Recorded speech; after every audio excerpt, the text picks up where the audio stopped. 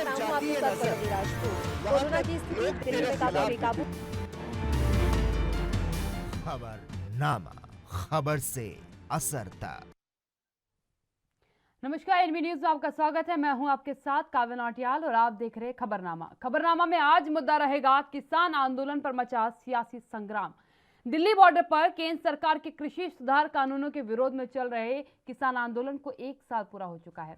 इसको लेकर के सीएम कैप्टन अमरिंदर सिंह और पंजाब कांग्रेस प्रधान नवजोत सिंह सिद्धू ने आंदोलन पर बैटिंग शुरू कर दी है। कैप्टन अमरिंदर सिंह ने शुक्रवार को नो फार्मर्स नो फूड का बैच पहना। वहीं सिद्धू ने ट्वीट के जरिए सुखबीर बादल और दिल्ली के मुख्यमंत्री अरविंद केजरीवाल पर निशाना साधा। वहीं अब सीएम कैप्टन अमरिंदर सिंह ने खुलासा किया है कि नवंबर 2020 में केंद्र सरकार ने पंजाब के किसानों को दिल्ली आने से रोकने को कहा था। तब उन्होंने इससे स्पष्ट इनकार कर दिया था। उन्होंने कहा कि किसानों का प्रदर्शन लोकतांत्रिक है, इसलिए उन्हें नहीं रोकूंगा। कैप्टन ने इससे पहले कहा था कि अगर वो किसानों को पंजाब में ही रोक देते तो दिल्ली के सिंघू और टिकरी बॉर्डर पर भीड़ इकट्ठा नहीं होती। कैप्टन ने किसानों को पंजाब की आर्थिक व्यवस्था, डेवलपमेंट, नौकरियां, रेवेन्यू और इन्वेस्टमेंट का हवाला देते हुए राज्य में आंदोलन न करने की अपील की थी, जिसके बाद विरोधियों के साथ संयुक्त किसान मोर्चा ने भी उनकी आलोचना की। वहीं कैप्टन ने किसानों को पंजाब में आंदोलन न करने की नसीहत भी दी थी, जिसके बाद किसान नेताओं ने भड़कते हुए कैप्टन को किसान हितैषी न होने का आरोप लगाया था, जिसके बाद कैप्टन फिर से केंद्र सरकार पर आक्रामक हुए।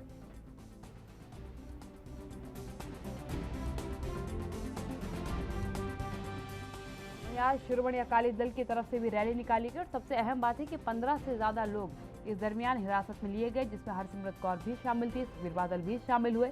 अहम बात यह है कि पंजाब के सियासत से लेकर के केंद्र की सत्ता तक इस समय अगर सबसे बड़ा मुद्दा कोई चर्चा का चल रहा है तो वो है किसान आंदोलन। आज क्योंकि किसान आंदोलन की एक और तस्वीर सामने आई, दिल्ली से वो तस्वीरें आई जिस तरीके से पंजाब के सियासत का आधार बन चुका है किसान आंदोलन। एक तरफ आरोप प्रत्यारोप, अगर एक अभी हाल ही के घटनाक्रमों पर आप नजर डालें तो नवजोत सिंह सिद्धू का अकाली दल पर आरोप लगाना, आम आदमी पार्टी पर आरोप लगा देना, उसके बाद शिरोमणि अकाली दल का आकर के रैली कर देना और इस दरमियान कई आरोप जो है सरकार के ऊपर मरना, और उसके बाद आम आदमी पार्टी पर जो लगे आरोप है उसको लेकर के राघव चड्ढा का बयान सामने आना, ये बिल्कुल क्लियर कर रहा है कि इस समय पंजाब का एकमात्र मुद्दा है और वो मुद्दा है किसानों का, चाहे वो कांग्रेस हो, चाहे वो शिरोमणि अकाली दल हो, चाहे अन्य राजनीतिक दल हो। अगर किसी को पंजाब की सियासत में इस समय पैठ जमानी है तो उन्हें किसान आंदोलन पर खुल करके अपना एजेंडा क्लियर करना होगा। शिरोमणि अकाली दल ने इसीलिए कहीं ना कहीं अपना एजेंडा क्लियर करते हुए समर्थन किसानों का किया है और एनडीए से खुद को अलग किया है। लेकिन आज की तस्वीरें, 15 गिरफ्तारियां, हिरासत में 15 लोग लिए गए, ये अपने आप में बहुत से सवाल खड़े करता है कि क्या इसके आगामी परिणाम देखने को मिलेंगे, क्योंकि नवजोत सिंह सिद्धू ने सीधी चेतावनी दी है शिरोमणि अकाली दल को। अभी हाल ही में प्रेस कॉन्फ्रेंस भी करी थी, उस दरमियान भी कई सवाल खड़े किए थे और अब एक बार फिर से उन्होंने कई अहम बातें रखी है। उन्होंने सीधे तौर पर कहा कि ये सब कुछ एक नाटक है, इस प्रोपेगेंडा का, इन तस्वीरों का मैं इनको उजागर करके लोगों के सामने लेकर के आऊँगा कि इस तरीके की हकीकत है, ये सब झूठ है, नाटक है, फरेब है, ये केवल वोट बैंक को हथियाने का प्रयास है, किसानों के साथ नहीं है। जबकि हरसिमरत कौर ने आज सीधी तौर पर अपने भाषण में, अपने संबोधन में इस बात को रखा कि वो किसानों के साथ खड़ी थी, खड़ी हैं और खड़ी रहेंगी।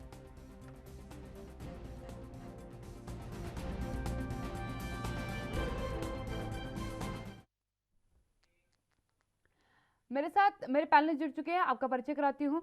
रमन मलिक जी मेरे साथ जुड़े हैं अभी भारतीय जनता पार्टी से फोन लाइन पर। रमन जी, आज कुछ तस्वीरें दिल्ली से सामने आई जो यकीनन हमें सोचने विचारने पर मजबूर करती है। शिरोमणि अकाली दल ने जिस तरीके से क्लियर कर दिया कि हम किसानों के समर्थन में, और उसके बाद पंजाब की पूरी सियासत एक आधार पर आके टिक चुकी है और वो है किसान आंदोलन। क्या कहेंगे इस पर?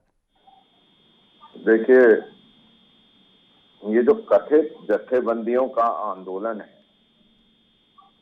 इसको खड़े करने वाले कप्तान साहब ने खड़ा करा तो उसमें पंजाब की राजनीति के अंदर उथल पुथल हुई। उसका परिणाम है कि जिस अध्यादेशों को सरदार प्रकाश सिंह बादल जी, जिन्हें पंजाब की राजनीति का भीष्म पितामह मानते हैं, जिनको प्रधानमंत्री मोदी पिता तुल्य मानते हैं, उन्होंने भी उसकी वकालत करी, उसके पक्ष बताए। सुखबीर बादल ने भी करा, हरसिमरत कौर बादल जी ने भी करा। बाद में जब ये समझ आई कि पंजाब की राजनीति के अंदर ये मसौदा बनाया गया, षड्यंत्र रचा गया है, तो उन्हें विवश होकर अपनी वोटर जो है उसको संभालने के लिए उन्हें त्यागपत्र देना पड़ा। उनके लिए जीवन मरण का विषय आ गया। अब जहां तक कांग्रेस की बात है, कांग्रेस ने ये अपने राजनीतिक लाभ के लिए इसको शुरू करा था। इसमें सबसे पहले खालिस्तानी वर्ड जोड़ने वाले बिट्टू जी थे, जो कि इनके सांसद हैं। उसके अलावा विभिन्न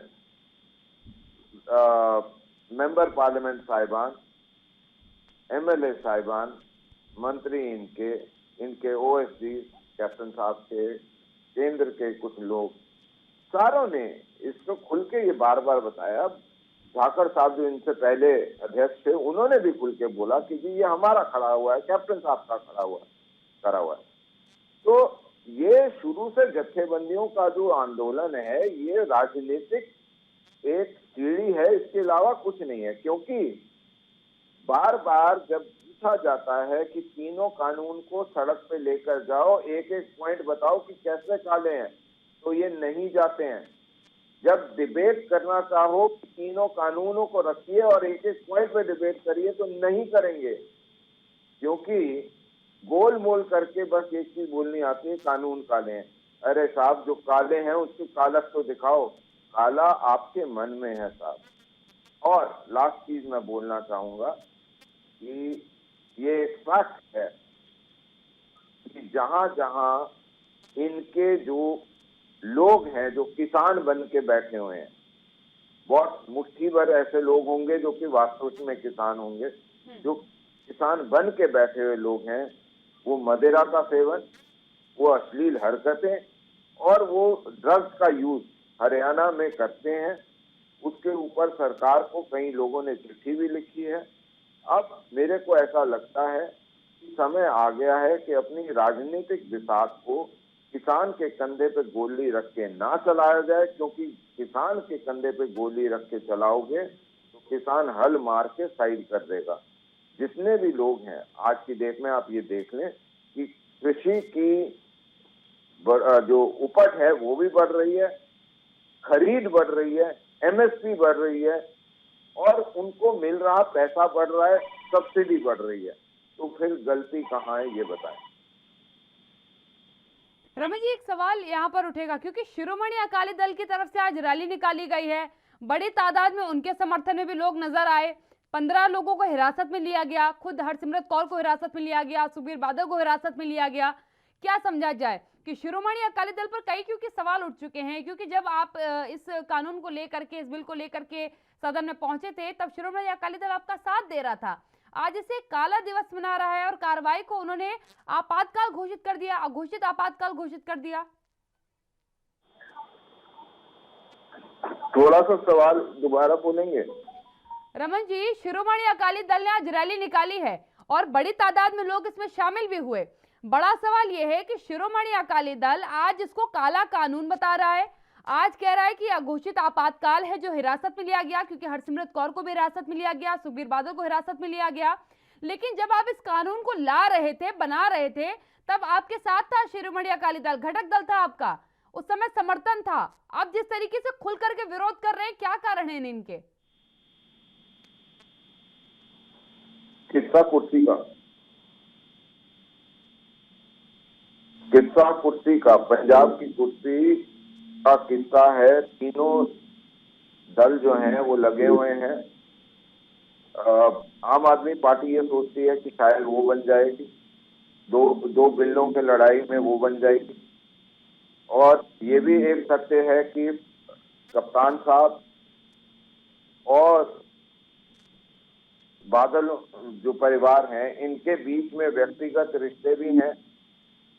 मैं ये चलिए एक बार को मान दे जाता हूं और बोल देता हूं कि व्यक्तिगत रिश्तों को साइड में रख दीजिए।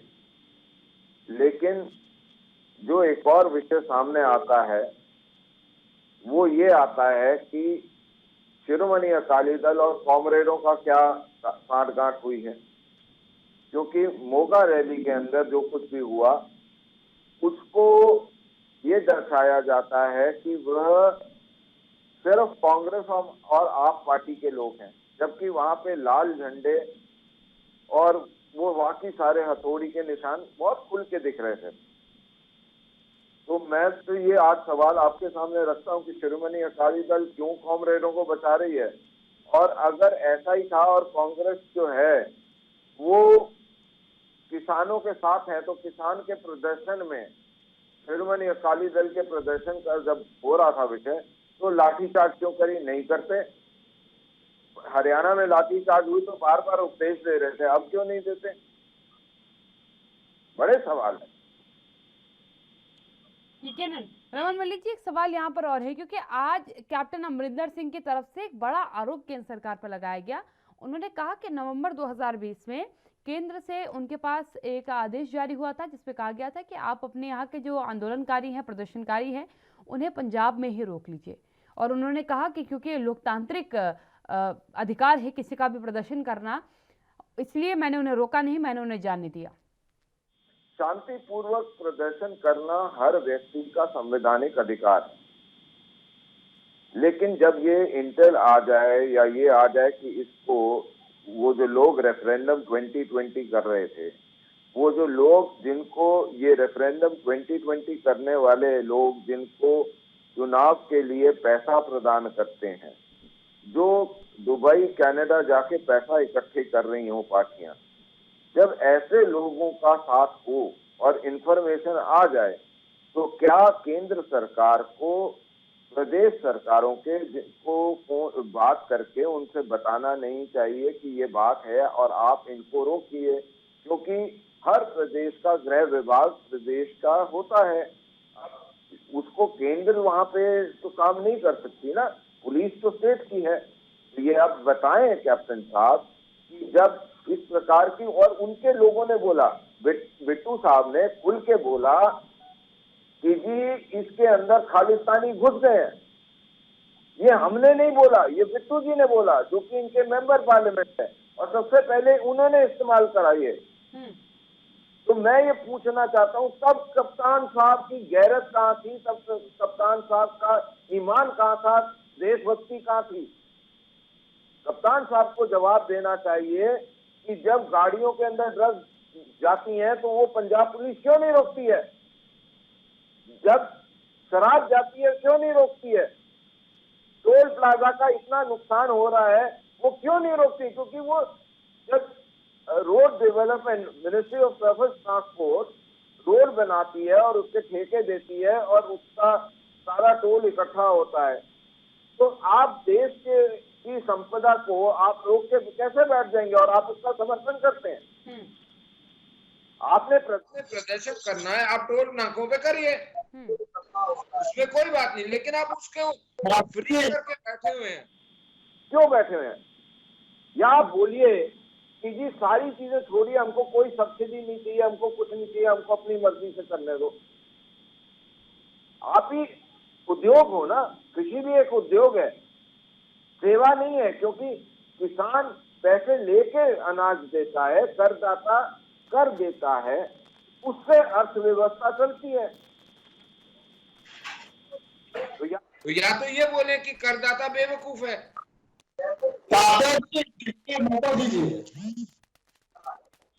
ठीक है, संदीप त्रिपाठी जी भी मेरे साथ जुड़े हैं, प्रवक्ता हैं कांग्रेस से।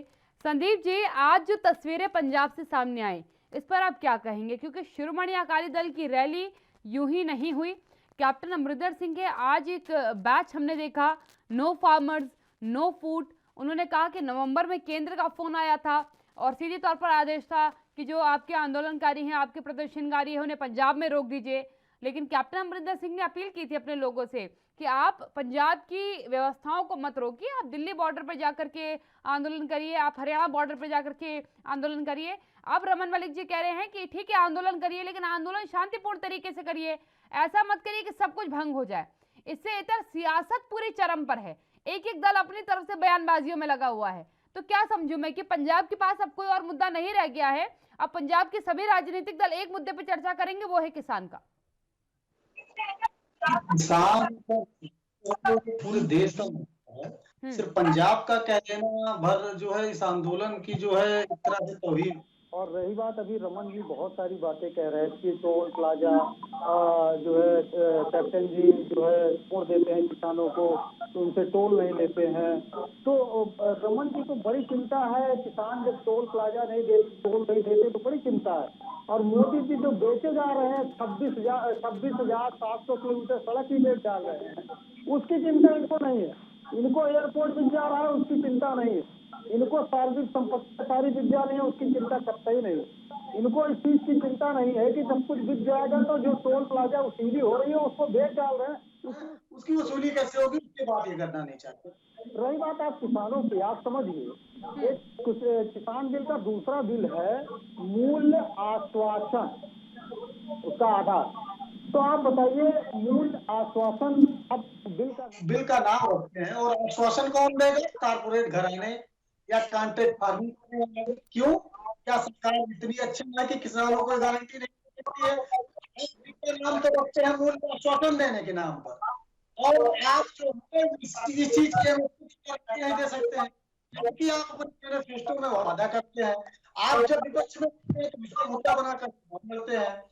और आप रही बात हमारे रमन जी कह रहे थे इसको काला क्या है, बताइए इसमें सफेद क्या है। आप बताइए कि जो आपने जमाखोरी पर खुली छूट दी है, जरा आप हमें बताइए कि जब आप ये कहते हैं कि त्रिपाठी जी बताऊं सफेद खरीदारी कर सकता है तो उससे त्रिपाठी जी बताऊं सफेद क्या है।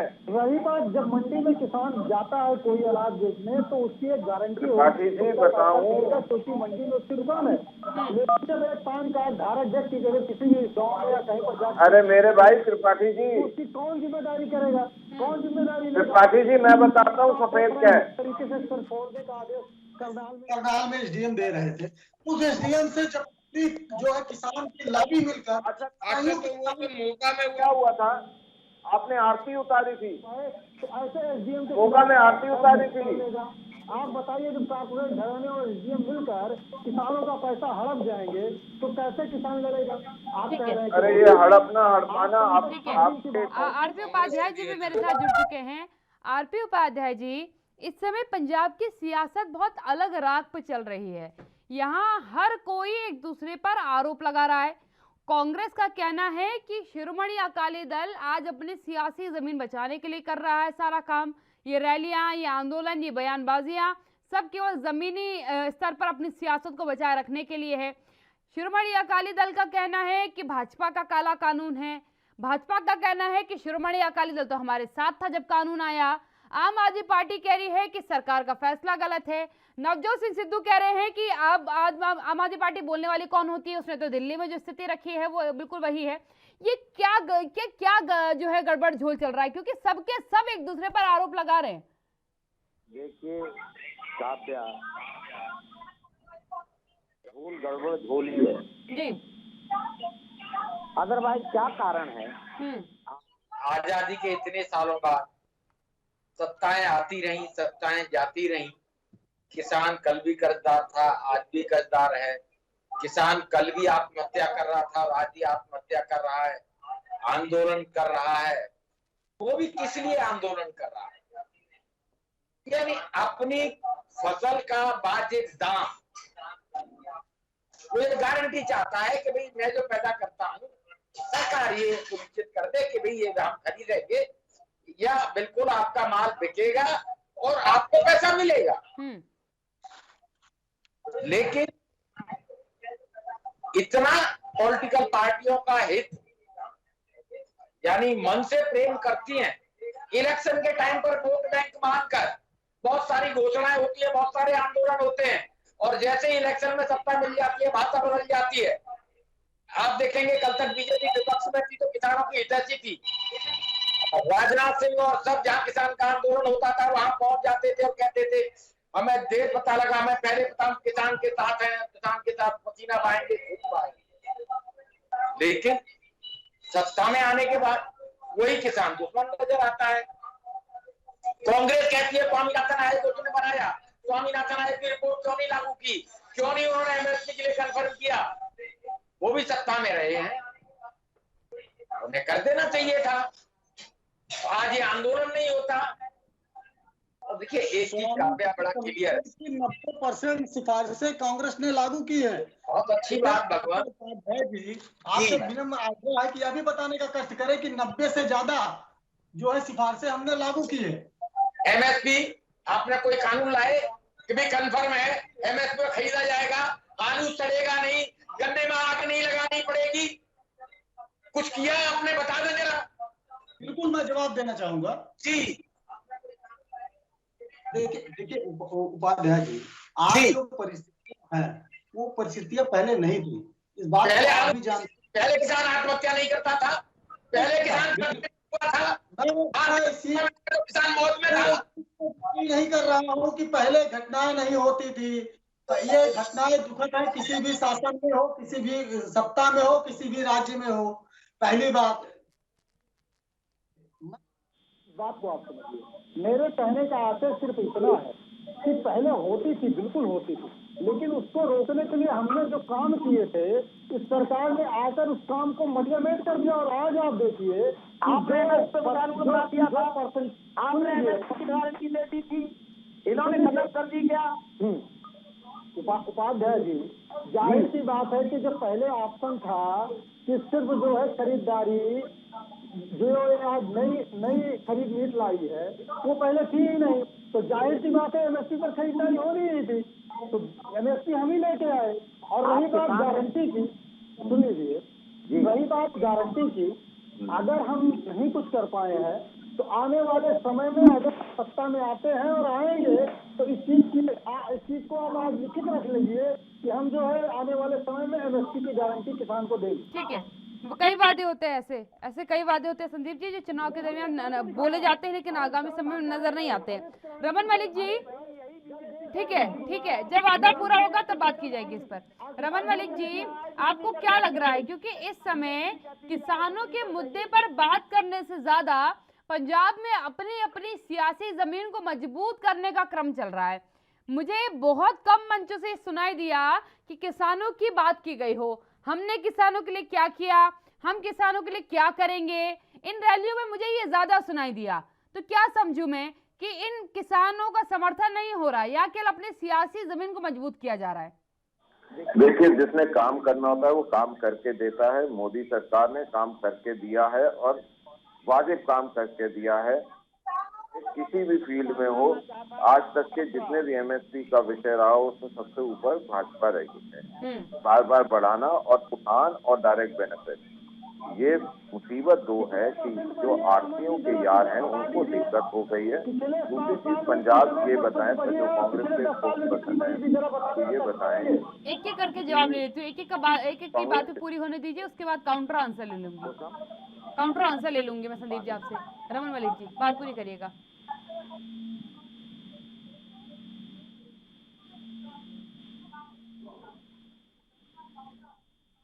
चलिए, रमन मलिक जी तक मेरी अभी आवाज नहीं पहुंच पा रही है शायद। संदीप जी, ये कहते हैं एमएसपी के रेट हमने बढ़ाए जी, महंगाई 500% बढ़ी और 5% आपने एमएसपी के रेट बढ़ा दिए और अपनी पीठ थपथपा ली, तो किसान तो आत्महत्या करेगा ही और किसान कर्ज में मरेगा ही। क्यों महंगाई 500%? लेकिन आरपी उपाध्याय जी, चिंता का विषय मेरा आज यही है, क्योंकि देखिए रैलियां तो हो ही रही हैं, कांग्रेस करे, भाजपा करे, शिरोमणि अकाली दल करे, आम आदमी पार्टी करे, रैली कोई भी करे, ये सब के सब अपनी रैलियों में किसानों के मुद्दे पर बात करते नजर नहीं आ रहे हैं।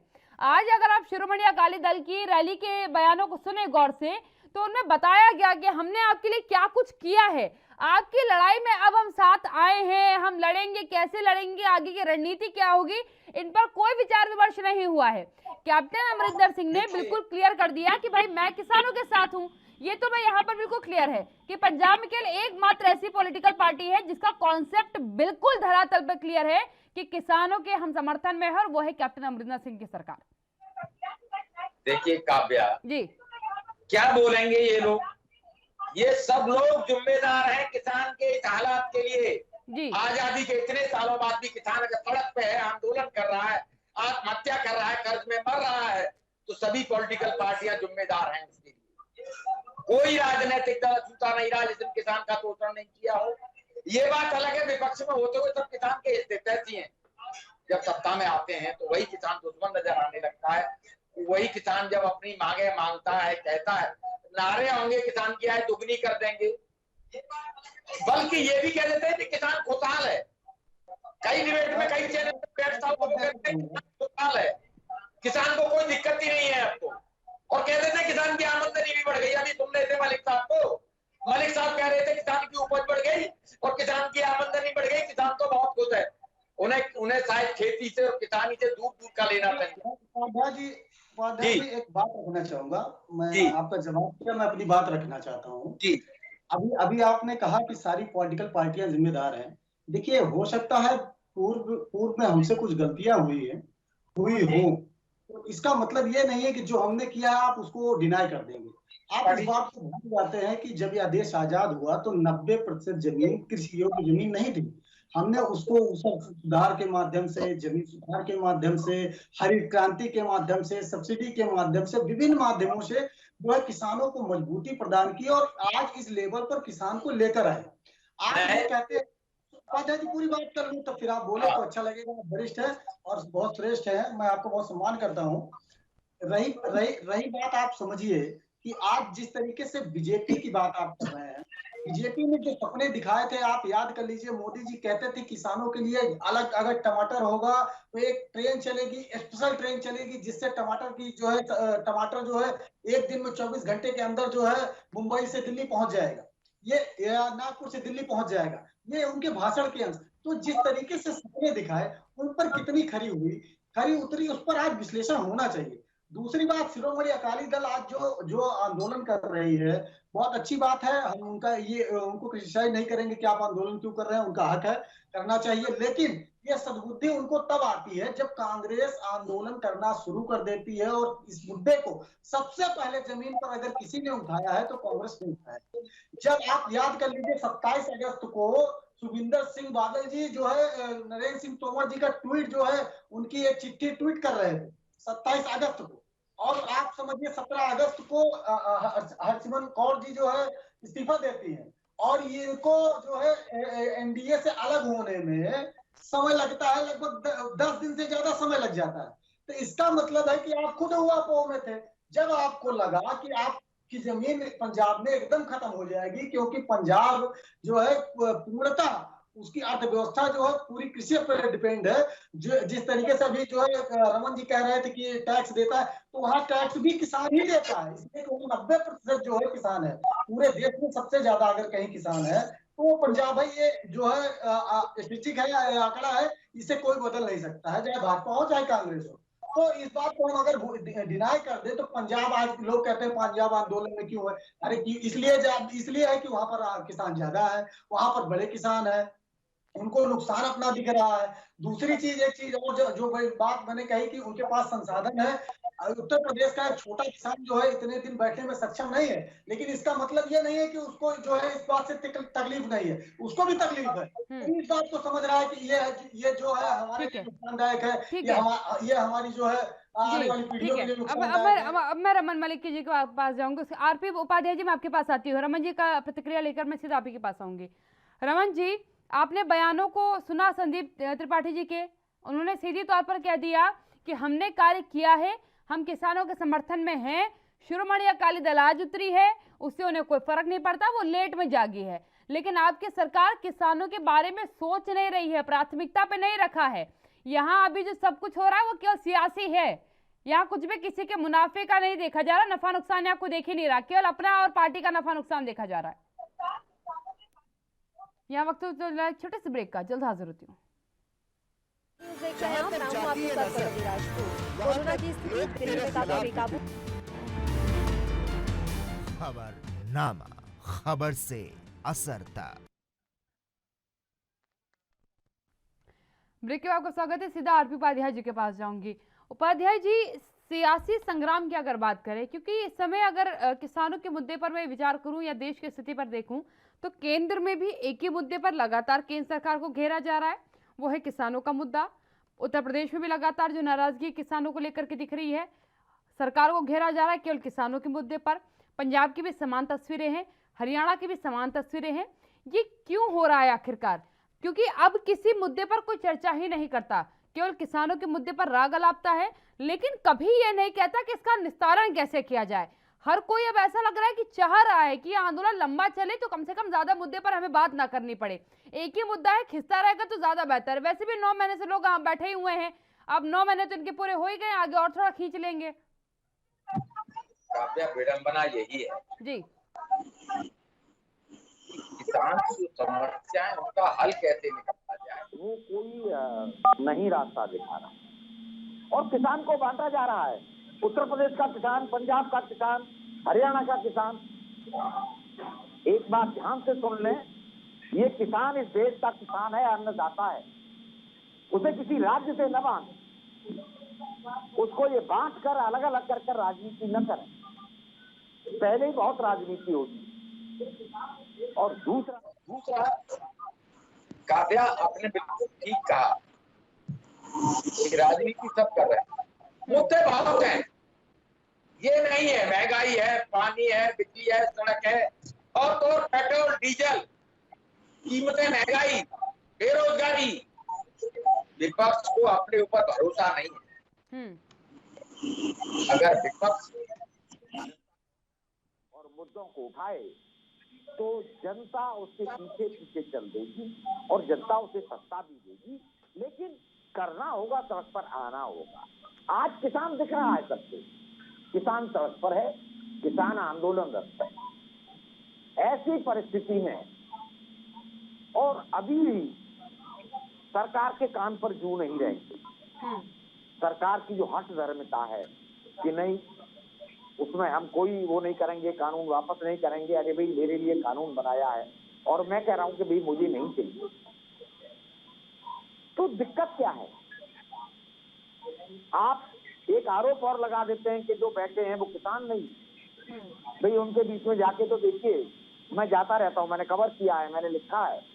आप उनके बीच में जाइए, आपको पता लग जाएगा कि वाकई वो किसान है या नहीं। किसान का मजाक और बनाया जा रहा है। कहाँ आप कहते थे किसान की आमदनी दुगनी करेंगे? मैं मानता हूँ, ये भी मानता हूँ काव्या, कि कृषि में पूंजी निवेश की जरूरत है।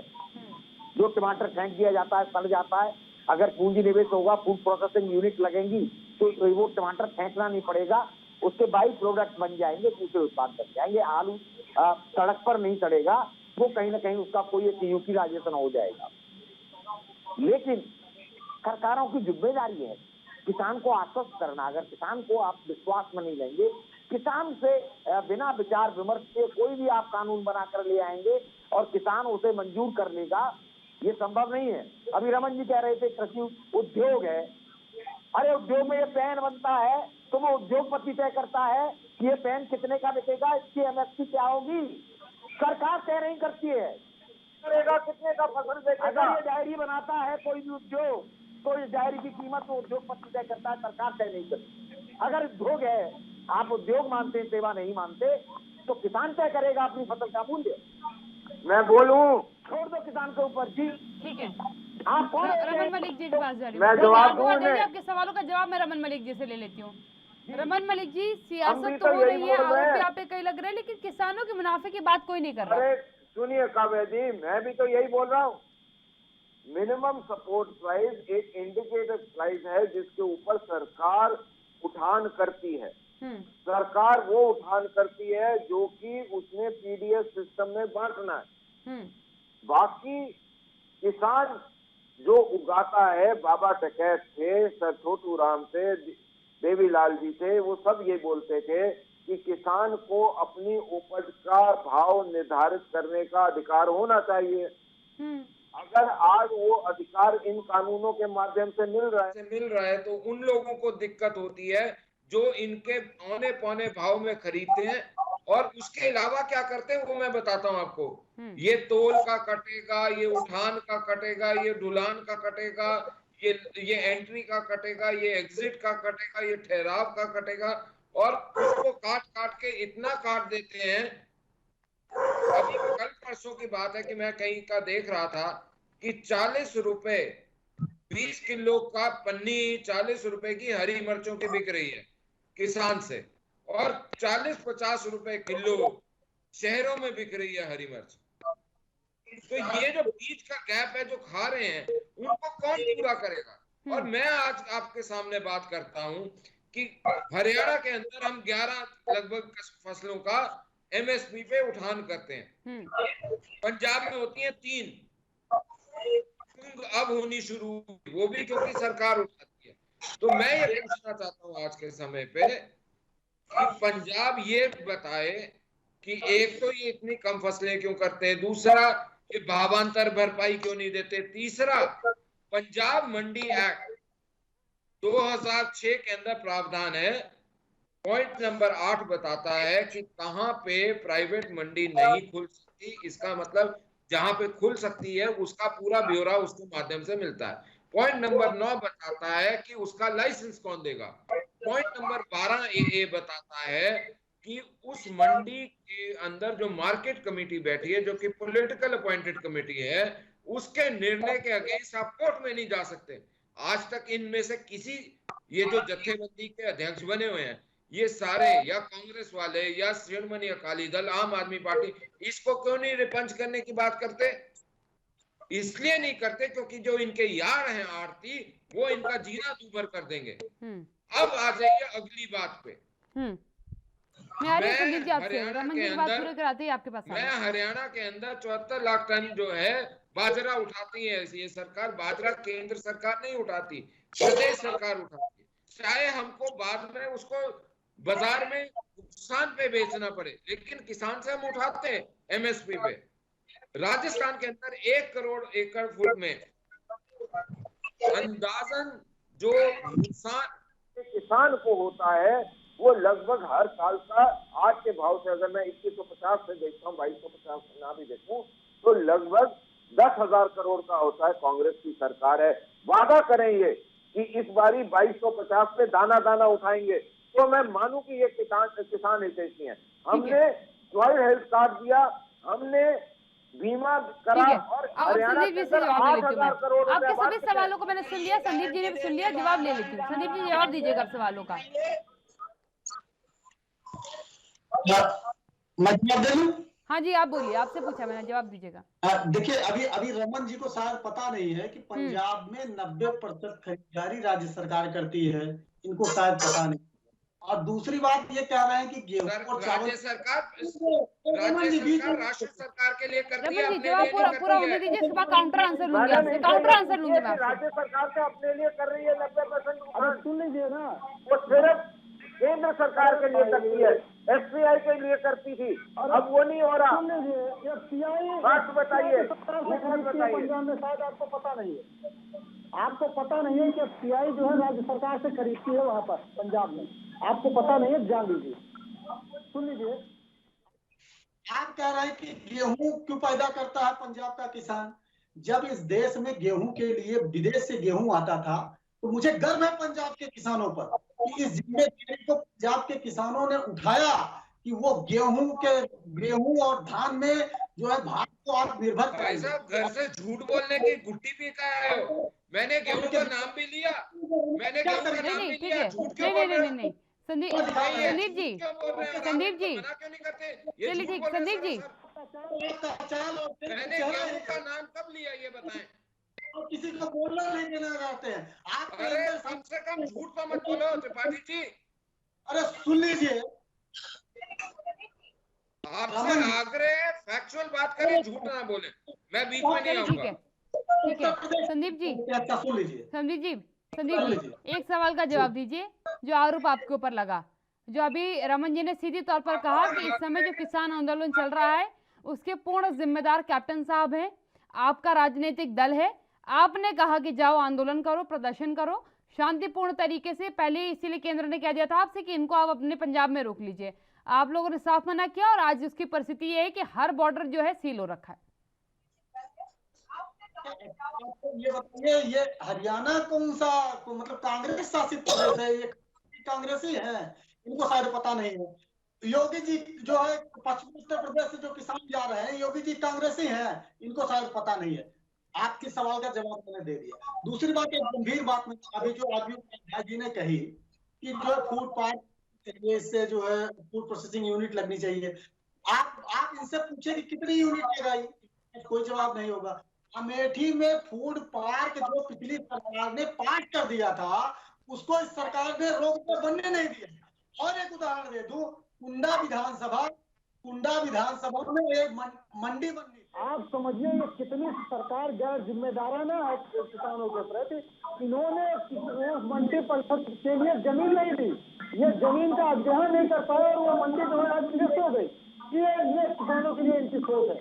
और आप समझिए जिस तरीके से ये बात कर देना। सुदीप जी, मंडी का निर्माण तो किया गया, सरकारी मंडी अभी हरियाणा में बनवाई गई है मनोहर लाल सरकार की तरफ से। कांग्रेस ने करके दिखाया है, कांग्रेस ने किया बिल्कुल। आप पिछली सरकारों में देख लीजिए मनरेगा के माध्यम से कितनी मंडियां बनी है। तो आप नहीं सुदीप जी, मैं इस समय अभी हाल ही की बात कर रही हूँ। मैं इस समय हाल ही कंडीशन की बात कर रही हूँ। हरियाणा में अभी मनोहर लाल सरकार ने एक सरकारी मंडी का गठन किया है। देखिए ये विकास की एक सतत प्रक्रिया होती है। अगर उसके तहत अगर एक दो मंडी इन्होंने बना दी तो कोई बहुत बड़ी बात नहीं है। बात इस चीज की होती है कि आपकी सोच क्या है। अगर आप ये फ्री केंद्र पर आरोप लगा रहे हैं कि वो सरकारी मंडियों को समाप्त करना चाहते हैं, तो ये कैसे वाजिब आरोप हुआ? अगर उसी सरकार का राजनीतिक दल किसी और राज्य के अंदर सरकारी मंडी का निर्माण कर रहा है, तो इसका सीधा मतलब है कि सरकारी मंडियां समाप्त नहीं करने वाला। एक मिनट मैडम, इनसे सीधा सा सामान्य ज्ञान का सवाल पूछ रहा हूँ त्रिपाठी जी से। त्रिपाठी जी, अगर पिछली सरकार ने जरूरत से ज्यादा मंडियां बना दी और मंडियों की आवश्यकता ना हो, तो क्या करदाता का पैसा वेस्ट करके आपको और मंडियां सिर्फ इसलिए गठित करनी चाहिए क्योंकि वो पैसे आप वाले सिस्टम में जनरेट करती थी आपके लिए? या दूसरा सिस्टम ये हो कि किसान को इतनी सहूलियत दी जाए कि उसकी सड़कें ठीक हों, उसका उठान प्रॉपर हो, और अगर भुगतान में देरी हो तो उसको ब्याज भी मिले, या ये व्यवस्था जो है वो ठीक हो? आप लोग जो है किसानों की चिंता बहुत जाहिर कर रहे हैं, लेकिन जब बाकी मुद्दों पर आपसे बात की जाती है तब आप किसानों के लिए अपनी सियासी जमीन बताने लगते हैं। पंजाब की तस्वीरें साफ दिख रही हैं। आरबी पाध्याय जी, आज जो तस्वीरें आई, नवजोत सिंह सिद्धू ने आम आदमी पार्टी पर सवाल खड़े किए कि आपने भाई पहले तो बिल को पास कर लिया, उसके बाद जाके अपनी विधानसभा में उसको फाड़ दिया जा करके, एक नया नाटक किया आपने, और अब उसके बाद जो है राघव चड्ढा का बयान नवजोत सिंह सिद्धू के लिए आया है। उन्होंने उन्हें राजनीति की राखी सावंत करार दिया है। उनका कहना है कि उनके बयानों को ज़्यादा गौर किसी को फरमाना नहीं चाहिए। जिस तरीके से राखी सावंत अभिनेत्री हैं, उनके बयान आते रहते हैं हर मुद्दे पर, उसी तरीके से नवजोत सिंह सिद्धू का बयान लेना चाहिए। नवजोत सिंह सिद्धू ही वो नेता है जिन्होंने अभी हाल ही में शिरोमणि अकाली दल को लेकर के बयान दिया था कि 2013 में विधानसभा सत्र के दरमियान बादल सरकार ने इसकी नींव रखी। ये जो बयान नाथ आपस में चल रहे हैं, इसका क्या मायने निकालूं?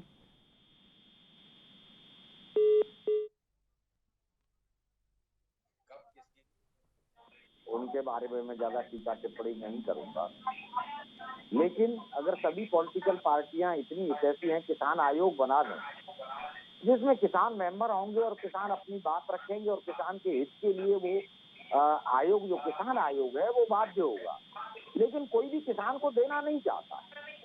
अगर ईमानदारी से ऑनेस्टली देना चाहेंगे, 360 से 362 कर दिया, यानी 2 रुपए कुंटल आपने, या 4 रुपए या 5 रुपए बढ़ा दिया। अरे भाई 4-5 रुपए, देखिए किसान एक उपभोक्ता भी है, वो बायर भी है, बाजार से चीजें खरीदता है। वो शिक्षा इतनी महंगी हो गई, इलाज इतना महंगा हो गया, डीजल, पेट्रोल, सारी गैस, सभी चीजें जिस रेट में बढ़ी है, क्या उस रेटों में सरकारों ने रेट बढ़ाया है? नहीं बढ़ाया। काव्या, मैं जानता हूँ 1967 एक टीचर की सैलरी अगर 500 रुपए थी, आज वो 1 लाख रुपए की सैलरी ले रहा है। यानी कितने % का इजाफा हुआ? और गेहूं के रेट क्या बढ़ा? उस जिस रेटों में महंगाई बढ़ती है, उस रेटों में किसान की उपज का मूल्य तय नहीं हुआ न। तभी एक प्रॉब्लम उसके साथ यही रही। और अगर कहा गया तो कहते हैं महंगाई बढ़ जाएगी। भाई महंगाई बढ़ने का ठेका किसान ने ले रखा है क्या? भाई किसान से आप क्या चैरिटी कराना चाहते हैं? किसान से कब तक चैरिटी कराएंगे? उसको उसकी उपज का सही मूल्य देना पड़ेगा, सुनिश्चित करना पड़ेगा, आज नहीं कल। ये बात अलग है कि किसान की सत्ता में भागीदारी नहीं है। आप छोटे किसान की बात करते हैं, कितने छोटे किसानों को टिकट मिलती है। बात सब करते हैं गरीब की। ईडब्ल्यूएस कैटेगरी में कितनी पॉलिटिकल पार्टियां हैं, ये तो इकोनॉमिकली वीकर सेक्शन, जिनको टिकट मिलती है, नहीं मिलती है। तो न गरीब की सत्ता में भागीदारी है, न उस छोटे किसान की सत्ता में भागीदारी है। और उनकी किस्मत कौन तय करेगा? किसान की किस्मत तय करते हैं जो एक ही कमरे में बैठकर अरबपति, खरबपति और नेता पॉलिटिकल पार्टियों के, जिनका किसानी से और किसान से कोई लेना देना नहीं है, तो वो क्या पॉलिसियां बनाएंगे? तो फिर ऐसे मिलाएंगे जो किसान का हित नहीं करेंगे, अहित करेंगे और किसान को अपनी आत्महत्या करने के लिए मजबूर करेंगे। ईमानदारी से अगर सभी पॉलिटिकल पार्टियां अगर सोच है जो किसान की समस्याएं उनका निराकरण हो सके, कोई चीज असंभव नहीं है। अगर आलू 2 रुपए किलो किसान से खरीदा गया, वही आलू मार्केट में 20 रुपए किलो बिक रहा होता है, यानी जिसने पूरी मेहनत की, अपनी पूंजी लगाई, वो घाटे में रहा, और जो खरीद कर बेच रहा है वो 18 रुपए कमा रहा है। किसान से 2 रुपए किलो में गया, यानी बिचौलिया 18 रुपए किलो खा गए। तो उसकी व्यवस्था कौन करेगा? कौन व्यवस्था बनाएगा कि वो जो प्रॉफिट है जो कस्टमर को कितने का 2 रुपए की चीज 20 रुपए में मिली, तो उपभोक्ता भी लूटा और किसान भी कहीं ना कहीं लूटा। और कुछ चंद लोग, मुट्ठी भर लोग, बिचौलिए लोग उसमें अपना ऐश कर रहे हैं।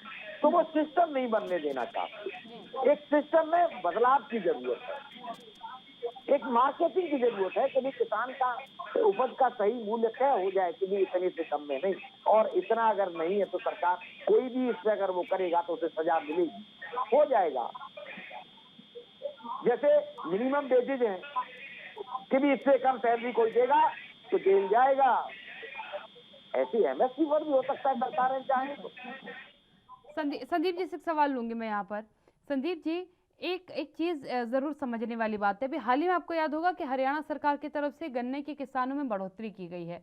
उससे पहले जब एकाएक अपने अमाउंट के अनुसार बढ़ोतरी की गई थी तो किसानों ने नाराज़गी व्यक्त करी थी, आंदोलन हुआ था। उसके बाद सरकार के अधिकारियों के साथ, सरकार के साथ किसानों की बैठक हुई थी। उस बैठक में किसानों ने सरकार को बताया था कि आपके जो बैठे हुए लोग हैं, आपके जो साथ में ये मापदंड तैयार कर रहे हैं कि किस अनुसार हमारी गन्ने की कीमत होनी चाहिए, उन लोगों को तो कोई चीज़ 200 रुपये की मिल जाती होगी, लेकिन वो चीज़ जब हम बाजार में खरीदने जाते हैं तो 2000 रुपये की आती है। एक बड़ा मुद्दा उसके बाद ये निकला और उससे हल भी ये निकला जब सरकार को पता चला कि किसानों को एक चीज़ जो है, जो गवर्नमेंट को 200 रुपये मिल जा रही है, उन्हें 2000 रुपये में दी जा रही है, इसलिए ये दाम गलत है, दामों में बढ़ोतरी की गई। क्या आपको नहीं लगता कि ऐसे ही कुछ मांग विपक्ष को भी करनी चाहिए? क्योंकि आरोप प्रत्यारोप से तो ना ये आंदोलन समाप्त होने वाला है, देखिए, ना किसी राजनीतिक दल का भला होने वाला है, क्योंकि ये आंदोलन लंबा खींचेगा अगर इनकी मांगें नहीं मानी गई या इन पर चर्चा नहीं करवाई गई तो। और इसकी बुनियाद पर अगर मात्र चुनाव लड़ा जाएगा तो जो बाकी जनता के मुद्दे हैं, सड़क, पानी, स्कूल, अस्पताल के मुद्दे हैं, ये पूर्णतः समाप्त हो जाएंगे, क्योंकि एक ही मुद्दा है फिर जिस पर अभी पूरे समय से सियासत गरमाई हुई है। बाकी मुद्दों का पटाक्षेप हो जाएगा, कैसे फिर उन पर चर्चा की जाएगी? हरियाणा सरकार ने गन्ने का मूल्य बढ़ाया तो आप समझिए कि 360 रुपए बगल के राज्य में मिल रहा था, इसलिए किसान आंदोलनरत हुए। तो सरकार ने एक जो है परसेप्शन क्रिएट करने के लिए वहां से 2 रुपए ज्यादा मूल्य रखे। बहुत बढ़िया बात है, 2 की आप 400 रखना चाहिए था, इसमें मेरी खुशी है। दूसरी बात, एक और बहुत मैं कहना चाहता हूँ, आज हमारे देश के प्रधानमंत्री माननीय नरेंद्र मोदी जी का जन्म है, और भगवान विश्वकर्मा जी से और माँ विंध्यवासिनी से मैं प्रार्थना करूंगा उनको जो है सद्बुद्धि दे, आज उनकी दीर्घ साथ साथ सद्बुद्धि भी दे। जो एक कहते थे कि एक काल की दूरी पर है, का प्रचार करने के लिए तो चले जाते हैं कि लगभग 150 से 200 किलोमीटर दूर है, 30 किलोमीटर दूर पर किसान बैठा हुआ बात करने के लिए उनके पास नहीं है, भगवान उनको कम किसानों से बात करें। आप समझिए कि पहले आंदोलन हुए हैं, कांग्रेस शासन में भी जो है आंदोलन हुए हैं, उपाध्याय जी इसके बहुत बात होगी तो बिल्कुल उसको रोकेंगे, होता तो सरकारें बातें सुनती। आप समझ वो है किसानों को आना पड़ता है दिल्ली, पहले जो है ये जो है किसान यूनियन धरना करती थी तो हमारे कैबिनेट मिनिस्टर जो है उनके धरना होता था वहां पर जाते थे। आज आप बताइए इस एक साल हो जा रहे हैं इस आंदोलन को, आप बताइए एक मंत्री का नाम बता जो आंदोलनरत किसानों के पास जुड़ा हो, उनकी बात सुनने और समझने के लिए। संवेदनहीनता नहीं, सरकार को समझना नहीं चाहिए। और मैं कह रहा हूँ जो उनकी समझ हो सही ना, बात तो करिए कि दिसंबर से आप तालिबान से बात करने के लिए जो है दोहा जा सकते हैं, वहाँ जो है अपने को भेज सकते हैं, लेकिन अपने अपने देश के किसी को बात करने में आपको शर्मिंदगी महसूस होती है, वो बड़ी शर्मनाक बात है। और रही बात आप व्यक्ति की बात, आप जैसे हमने बताया कि हम एक रोल मॉडल प्रस्तुत करते रहे और किसानों के लिए हरदम करते रहे। हम 100% हो सकता है ना पूरा दे पाते रहे, लेकिन ये मैं जानता हूं कि अन्य पार्टियों से सबसे ज्यादा बेहतर है किसानों के लिए काम किया है तो कांग्रेस ने किया है। आज 2650 रुपए, जैसे अभी हमने रमन जी से सवाल पूछा कि 2650 रुपए हम मूल्य देते हैं छत्तीसगढ़ में, आप उसकी बात क्यों नहीं करते हैं? आप वो रेट जो है उत्तर प्रदेश में क्यों नहीं देते हैं? आप वो रेट हरियाणा में क्यों नहीं देते हैं? आप जो है एमपी में क्यों नहीं देते हैं? आप करना चाहते हैं, आप क्या करना चाहते हैं? अपने वादों की भी बात नहीं करना चाहते हैं। आप बात करना चाहते हैं अब्बा जान, चच्चा जान, फुफ्फा जान और पता नहीं क्या क्या दुनिया भर के मुद्दे आप लाकर रख देते हैं जिनसे जनता का कोई सरोकार नहीं होता है। आप समझिए, और ये शिरोमणि अकाली दल जो आज किसानों के हित संदीप जी, इस समय इस आंदोलन का पूरा ठीकरा जो है वो आपके सर पे फोड़ा गया है। आपके सर पे मैं इसलिए कह रही हूँ क्योंकि ये सीधे तौर पर कहा गया कि अगर आप आंदोलन की शुरुआत को ही रोक देते, क्योंकि शुरुआत पंजाब से हुई थी, अगर आप इसको यहीं रोक देते तो आज पूरे नॉर्थ इंडिया की खासकर अगर मैं बात करूं तो ये तस्वीर सामने नहीं आती जो आ रही है। अगर कह रहे हैं कि आंदोलन हमारी वजह से शुरू हुआ तो मुझे खुशी है, मुझे गर्व है कि मैं अपने किसानों की आवाज उठाने में सफल रहा और भाजपा को कम से कम इस चीज का एहसास हुआ कि हम ये कर सकते हैं। हमें गर्व है कि हम अपने किसानों की आवाज उठाने के लिए आंदोलन किए और उसमें किसान राष्ट्र आबादी है। आज वह पूरे देश का आंदोलन मिला, ये मेरे लिए गर्व की बात है, ये मेरे लिए शर्म की बात नहीं है। मैं बिल्कुल कहूंगा कि आंदोलन को हमने शुरू किया और एक दिशा दी जिसमें आज पूरा देश आबादी है और पूरा देश देख रहा है कि जिस तरीके से मोदी जी पूरा देश लुटा रहे हैं, किसानों को भी लूटने के लिए ये प्रपंच रचा गया था। ये तीन दिन है, ये सिर्फ इसी के लिए आए थे। इसमें किसानों का कोई भला नहीं होने वाला है, किसानों का भला होने वाला है। आप एमएसपी की गारंटी दे दीजिए। आप की बात करते हैं, आप बता दीजिए कितनी जांच होती है। हम तो गांव में रहने वाले हैं, एक किसान के बेटे हैं, खुद किसानी करते हैं। आप पूछ लीजिए मुझसे क्या जानना चाहते हैं किसान के बारे में, जो जानना चाहते हो A to Z मैं बता दूंगा, इसलिए कि मैं एक किसान का बेटा हूँ, किसानी करता हूँ और जमीन से जुड़ा हुआ व्यक्ति हूँ।